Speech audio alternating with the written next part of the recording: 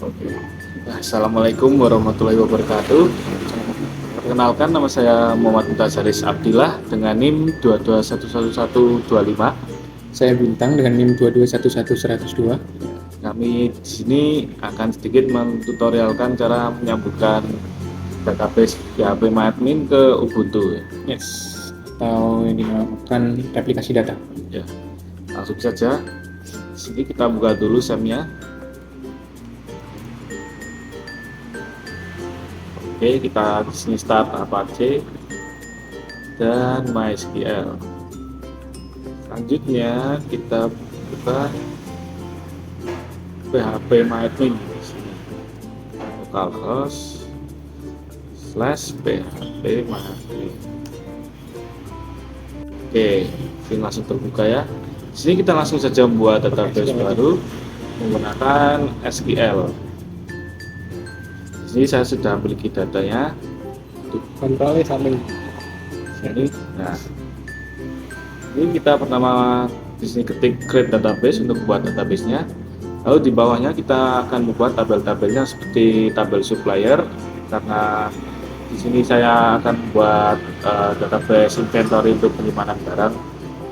Lalu ada tabel produk untuk produk-produknya, ada stok, tabel stok, lalu stok transition untuk perpindahan stoknya, lalu ada ini isi dalam tabel suppliernya, dan ini isi dalam tabel produknya seperti ini. Setelah itu kita langsung saja buka seperti ini dulu ya gambarannya. Oke. Ini bisa di pause kalau mau nyoba. Yes. Lalu kita go saja. Oke, sini sudah berhasil. Di sini kita sudah memiliki database UAS yang tadi kita buat, UAS DB. Ini ada tabel produk, stok transaction, sama supplier. Di sini kalau kita bisa lihat di browse, nah datanya sudah ada beberapa data yang kita simpan seperti laptop dengan harganya, mouse, keyboard, dan lain-lain. Selanjutnya kita ke Pembuatan replikasi. pembuatan aplikasi. Kita ke new untuk masuk ke dashboard awal. Lalu kita ke sini replikasi. Di sini kita akan membuat replikasinya di sini. Lalu kita cari yang tadi kita buat database-nya. Di sini jangan lupa untuk menggantungnya ke yang bawah. Lalu di sini kita akan mengcopy ininya, nanti kita pindahkan ke MySQL. Yes. Konfigurasi di MySQL. Pertama kita harus matikan dulu MySQL-nya. Kita pilih config, lalu tekan my ini. Di sini kita cari di bagian dekat, nah ini log error ini di bawahnya ya. Dan sini tinggal kita pastekan aja. Ini yang tadi kita copy di PHP MyAdmin, lalu kita Ctrl S untuk men-save. Oke, kita hapus saja. Setelah itu kita start lagi. Berjalan, oke sudah berjalan. Lalu kita kembali ke PHP MyAdmin, lalu kita go. Oke, di sini sudah berhasil ya prosesnya. Kalau kita lihat di sini show primary status sudah ada. Jangan lupa untuk Ya.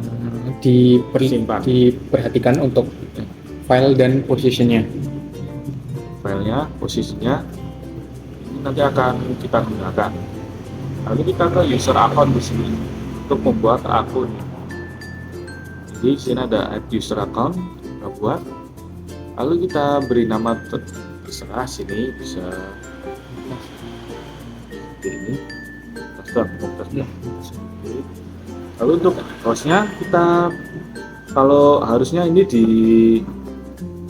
harus dimasukkan. Ini bisa di setting spesifik untuk host Iya. host khusus, atau bisa semua host aja dengan karakter persen. Betul.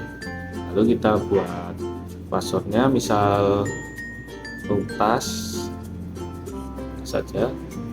Lalu ini apa itu? Ulang lagi password. Ulang lagi passwordnya. Tas. Oke. Setelah itu di sini kita pilih yang replication slave dan replication client di bagian administration. Sudah. Oke, kita go. Oke ya, ini oke aja ini. Untuk user udah terbuat. Kita bisa cek lagi di user account. Untuk Momtaz sudah ada. Oh ya, ini sudah ada. Oke, setelah itu kita ke Ubuntu. Export. Oh iya, diekspor dulu. Lalu kita database yang telah kita buat tadi kita ekspor dulu. Oke.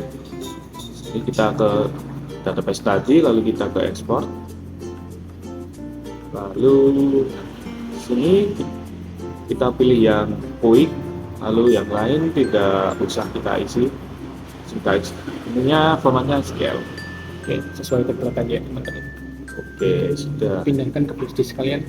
Lalu untuk ini yang telah kita ekspor, pindahkan ke flash disk.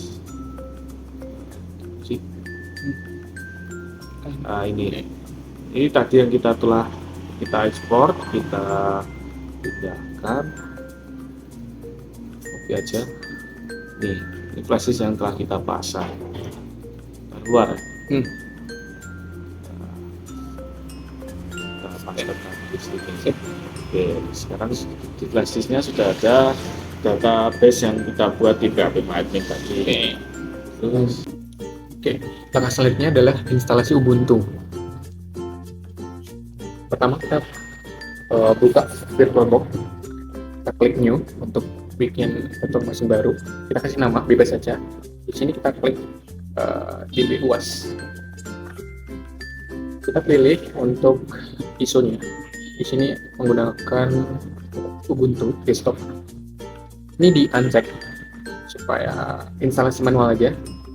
Kita setting ini 2 port sesuai kebutuhan, sesuai kapasitas memori dan RAM yang kalian punya. Terus kita finish, kemudian kita langsung start aja.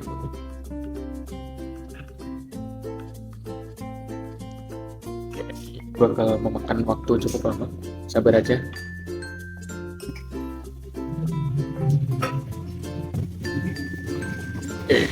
Oke, udah booting, kita full screen kan, Ctrl F.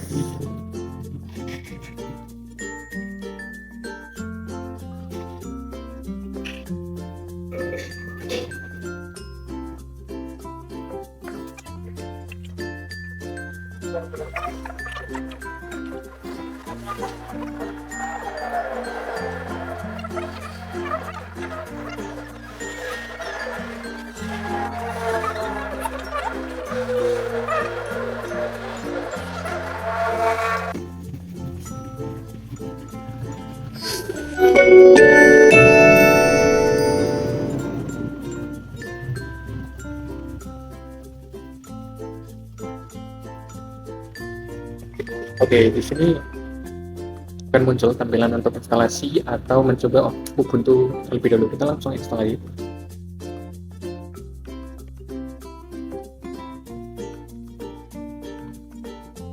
Memilih keyboard kita default. Nah, di sini kita pilih yang minimal installation supaya installnya lebih cepat lagi. Kita soalnya nggak butuh beberapa utilities atau office software dan games. Kita cuma butuh Ubuntu-nya dan MySQL server nanti.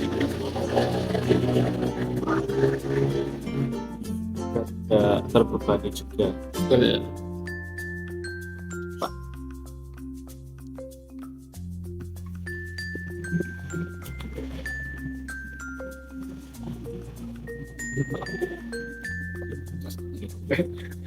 Oke. Di sini kita langsung install now aja. Gak usah setting apapun.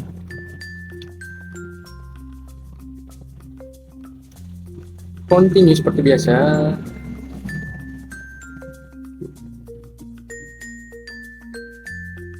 Dan pilih zona waktu WIB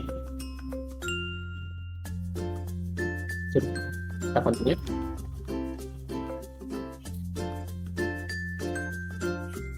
Langkah terakhir adalah kita kasih bintang 9899. Oke, continue dan proses instalasi akan mulai. Ini akan loading lama sekali, maka dari itu kami akan speed up mulai dari sini. Oke, 3, 2, 1.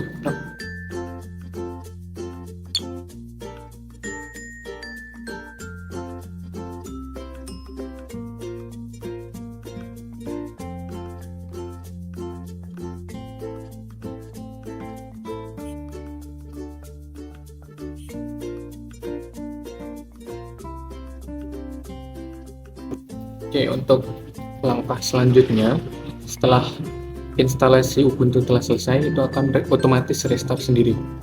Dan tampilannya akan jadi seperti ini. Kita langsung login aja.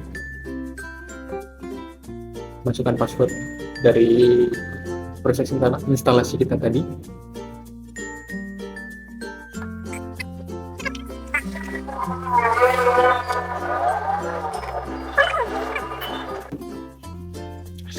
Oke, untuk tampilan pertama ketika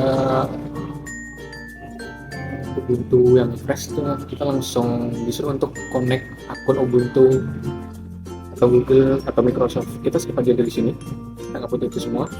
Live patch kita nggak butuh, kita nggak usah setting sekarang. Ini preferensi aja. Nah, untuk sekarang nggak dulu. Kemudian next. Oke, update lagi, privacy next aja. Software kita nggak usah install sekarang. Yang pertama adalah install yang namanya MySQL Server. Di sini kita akan install lewat terminal.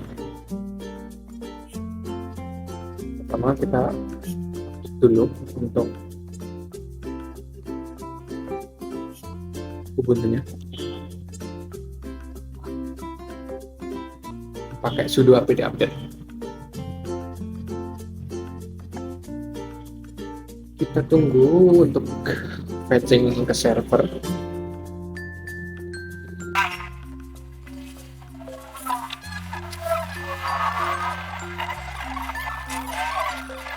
Lalu kita ketik komen ini sudo apt install MySQL Server. Ada dua cara untuk akses MySQL Server, bisa lewat LAM atau dari aplikasi MySQL Server itu sendiri. Di sini kita pakai langsung aja tanpa SAM atau LAM Linux supaya lebih efisien dan nggak makan tempat penyimpanan.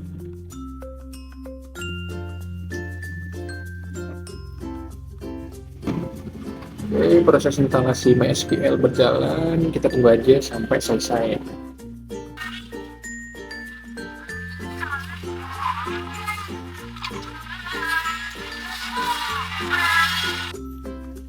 Instalasi MySQL udah selesai, kita bisa cek untuk statusnya udah running atau belum dengan perintah sudo system control status MySQL. Aktif, running, udah jalan. Hasilnya adalah konfigurasi server di Ubuntu. Kita pergi ke untuk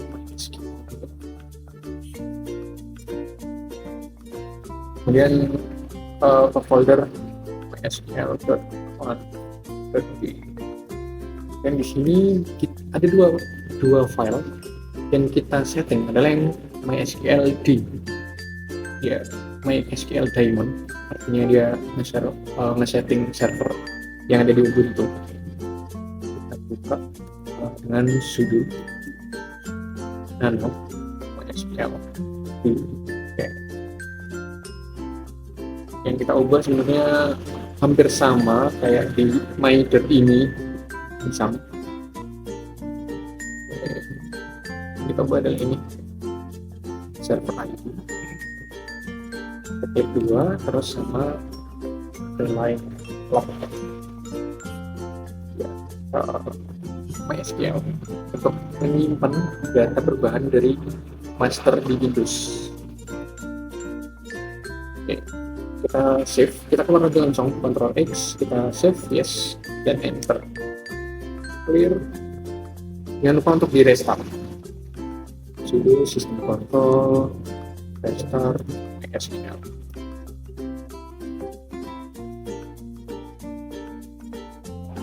Udah di restart, kita cek dulu apakah udah jalan atau belum. Cek statusnya. Oke, udah jalan. Selanjutnya adalah kita colokkan flash disknya dan kita ubah dulu jalur networknya, soalnya ini masih nyambung internet keluar, kita mau hubungkan ke desktop Windows pakai yang host only adapter. Oke, kita cek dulu. Bentar, kita kembali ke folder pertama, terus IP address kita dapat IP 192.168.56.107, sedangkan di Windows itu kita dapat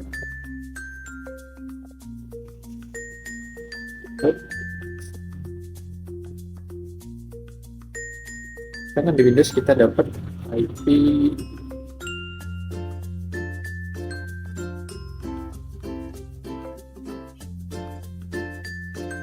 apa ya, ceknya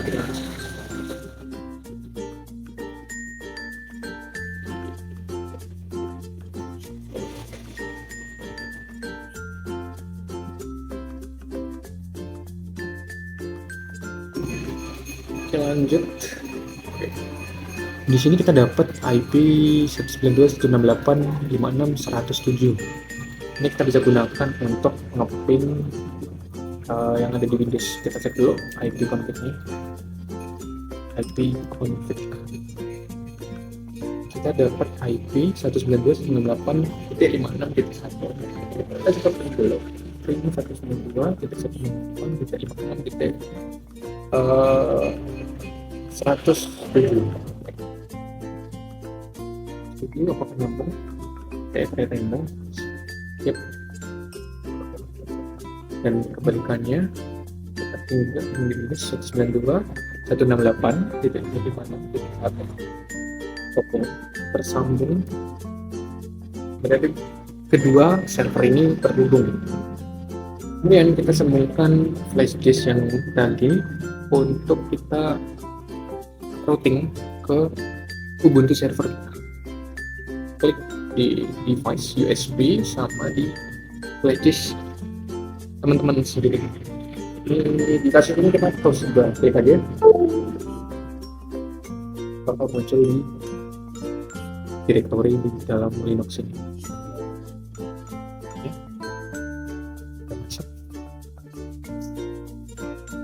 Oke, OSDB udah ada, kita copy aja langsung ke folder dokumen.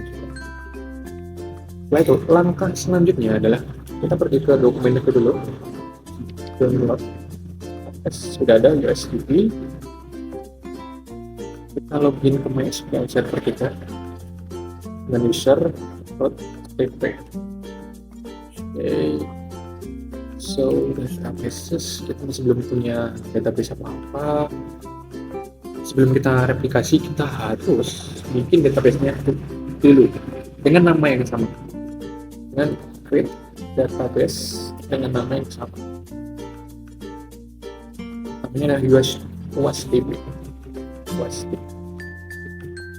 Oke, kita show database, sudah ada. Exit. Selanjutnya adalah kita import file yang kita ekspor tadi dari server yang ada di Windows. Cara importnya adalah sudo SQL review cp, gak ada password, nama database-nya wasdb, dan wasdb less than nama filenya osdb.sql. Enter aja password admin dan enter. Oke, kita bisa cek lagi dengan login ke MySQL apakah ekspor kita berhasil. Use osdb so well. Oke, semua tabel udah muncul dan semua data harusnya udah muncul.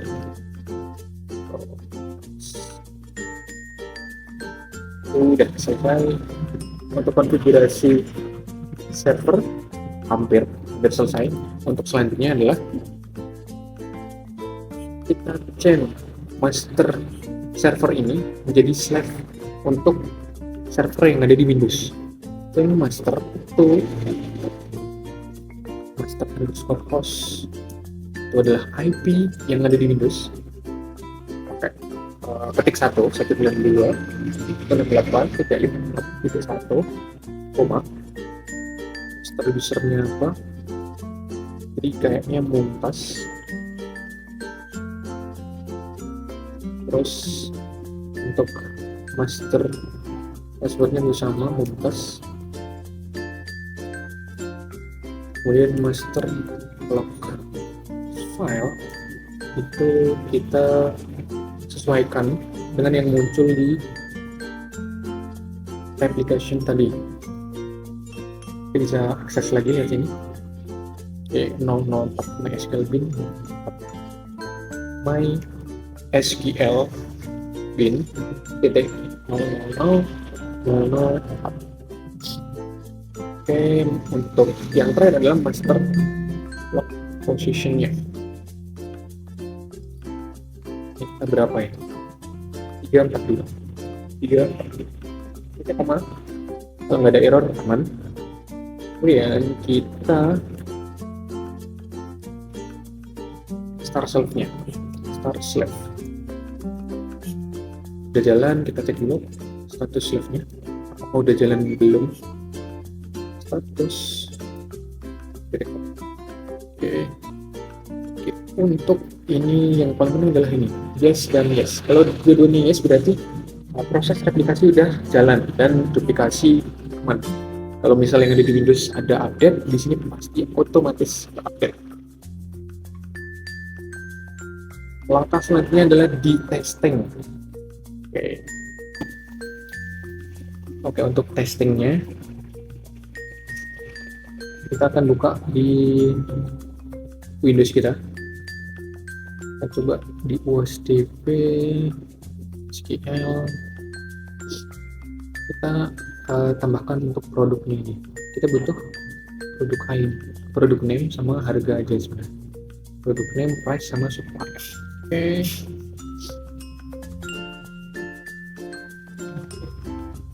Insert itu products parameter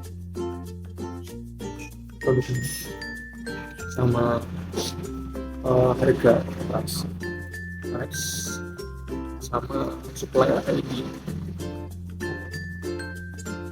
values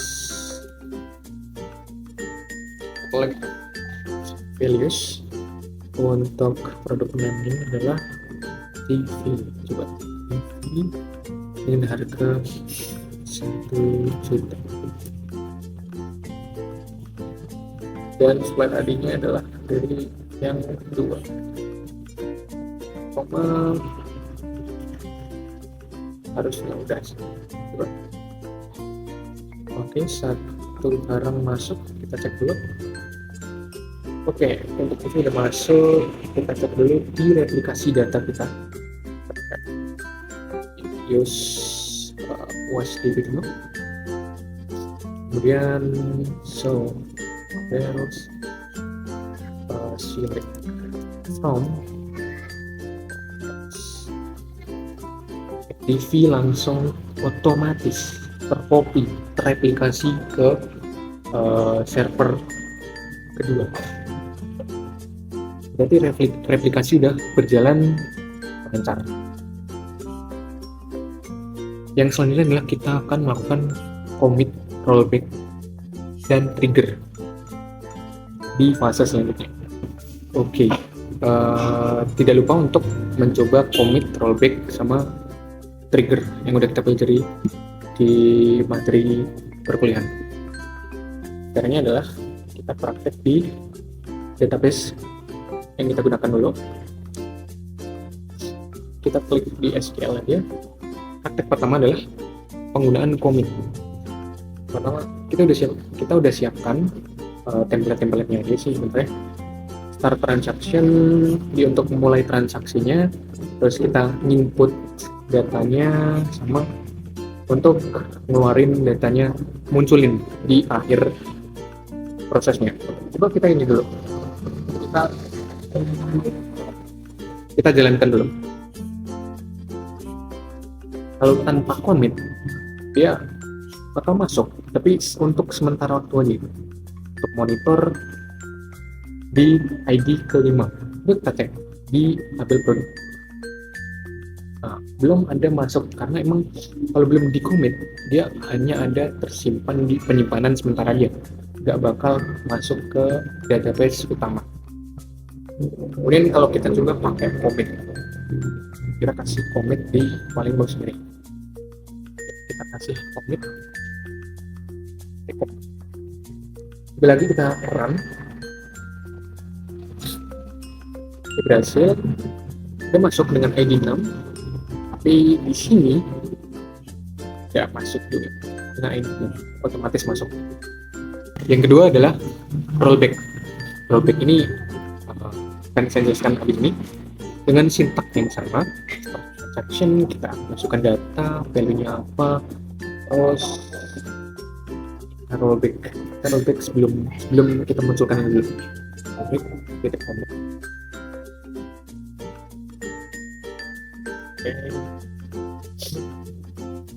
Kita go. Jadi di sini nggak akan masuk data yang tadi, karena rollback ini kembali ke state awal. Dia nggak akan menyimpan sementara data yang kita inputkan. Kemudian yang ketiga adalah yang namanya trigger. Jadi di trigger itu dia itu sebuah event.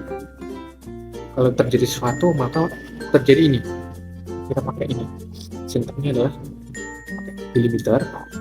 Dia bikin trigger dengan nama trigger underscore after insert stock transaction, dengan apa yang terjadi setelah dimasukkan sesuatu dalam stock transaction.